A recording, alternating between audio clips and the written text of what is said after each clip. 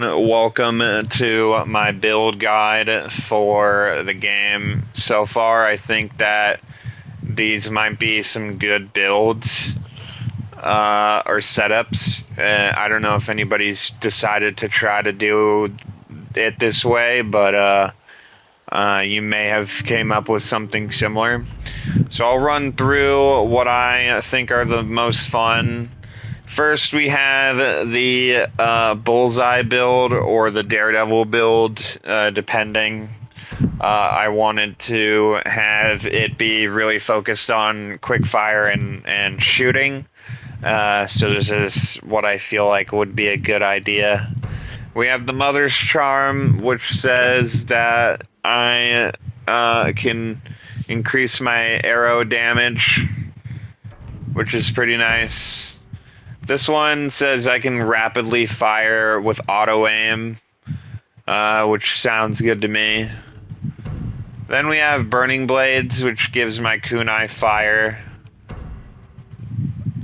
I get a moderately increased chance to recover my arrows, but I may swap this out with a different one, depending on if I get any more better headshot kills. I don't know if this will help. All types of assassination now. A major chance to gain spirit now. I haven't seen too many archer type stuff, but if you like playing as a ranged character, and I know that it's pretty good at certain content because the main guy at Sucker Punch, I forget his name, but he's always the one that gets on stage and talks. I don't remember off the top of my head, but he's like the main guy that I think he's the CEO or something. Nate Fox, that's who it is. Nate Fox said he preferred to play with the arrows, so they brought back his favorite playstyle in both games. So he likes being an archer. So they've only improved that. A moderately increased chance to recover arrows that kill or miss their target, so you'll be... If you're running this, you might actually want to change off to something else, because if you have the auto aim, then chances are you're probably not going to be missing too much. So this won't really come in handy unless you're using the other bow, which you can potentially miss with.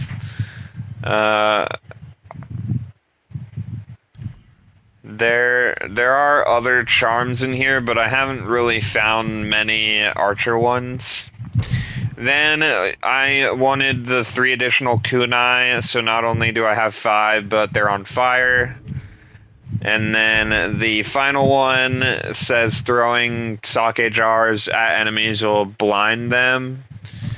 And then I think the best armor to run is the quickfire weapon damage status effect, so you can get extra long flames. It also kind of helps you if you like playing as an assassin too, because it gives assassinations 2 extra ammo generation, and then your detection speed is reduced, so they don't even know you're there half the time. Really fun, but it's kind of hard to make this really pop off late game because they have guns and armor that prevents you from really having a good time with the arrows. Like, you're just going to be shooting them all day long.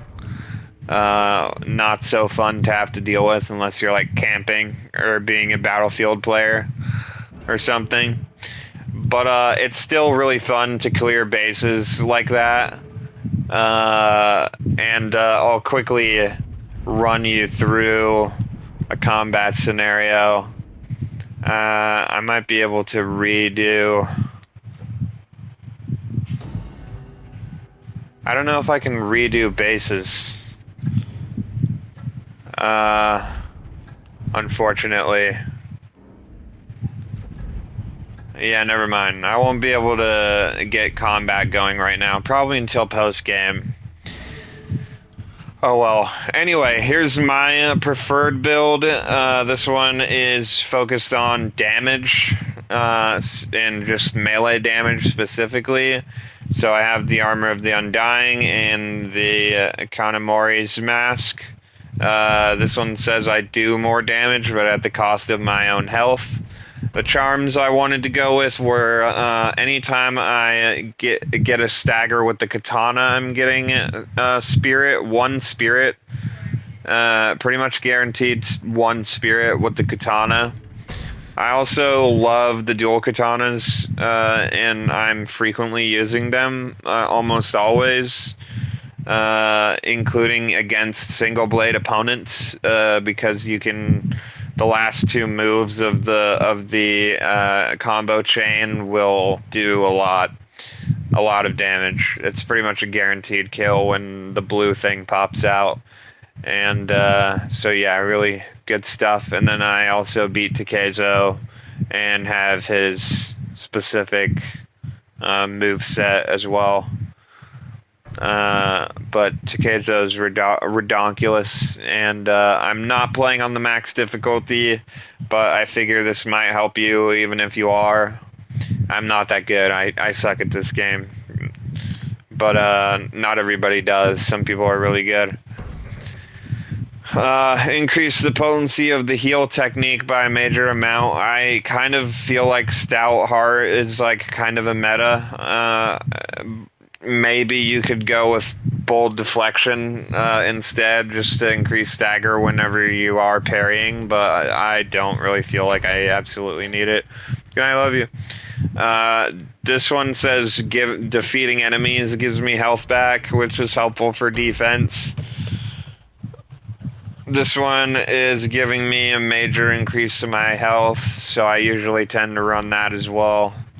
And then this one says that kills earn a moderate amount of spirit, but my maximum health is reduced. And I wanted to make it so that I'm getting spirit more often. Alright, so that's like my setup that I feel like gets me through almost all the content pretty easily. Just, based off of just play the game. Alright, this one, what did I do with this one? I don't know. I think this was supposed to be a stealth hybrid. Yeah, I don't know what's going on here, so we're gonna skip that one for now. Alright, here's the tank build. This tank build, I have Amaterasu. I have, while at half health or less, the potency increases. Then I have maximum health increased. Then I have heal technique increased. Then I have kills earn health. And then I have reduce all damage taken, and then health on parry. So altogether, it's designed to make it as hard as possible for you to die. You might be able to swap out kills earn spirit to either bold deflection, so that you're also getting stagger damage on top of health, or you could go with risk and reward. Kills earn a minor amount of health, but you take increased damage because of that. Or you could go with Unrelenting Warrior, and then or get more spirit, probably. Increase spirit earned, probably. There's one more that I thought was going to be good. Oh yeah, the last chance. Last chance would mean that even if you do finally get killed, it's in here somewhere. Here we go. Even if you do finally get killed, your heal technique will automatically, based off of your spirit, give you another shot at staying alive. So that'll just be added defense. You can see already that even without last chance, my defense is ridiculous. It's almost maxed. And then the final setup, which is the stagger build, and basically I just put all the stagger charms on this one. So stagger on katana, stagger or damage on my damage and knockdown chance on my Odachi. So if I stagger someone with Odachi, which is a heavy, I can knock the heavy down. If the Typhoon Kick hits you, you get increased stagger on anybody. Parrying inflicts a major amount of additional stagger. And then dual katanas, Tempest. And then finally, the shield's destroyed with the Kurisagama. Major stagger on that too. So all together, just the Stagger Queen. And the armor we're using is Spider Lily. You could probably also run the mask, the Kinemori mask on here for a little extra melee damage. That might also help you. But it's red and white, and I wanted to use this color scheme, so I'm not using it.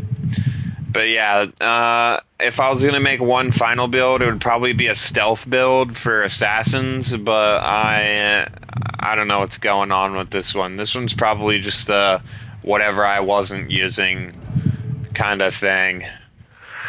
But yeah, those are all my builds that I've made up so far. And hope you enjoyed. Hope this helps you make Atsu way more powerful.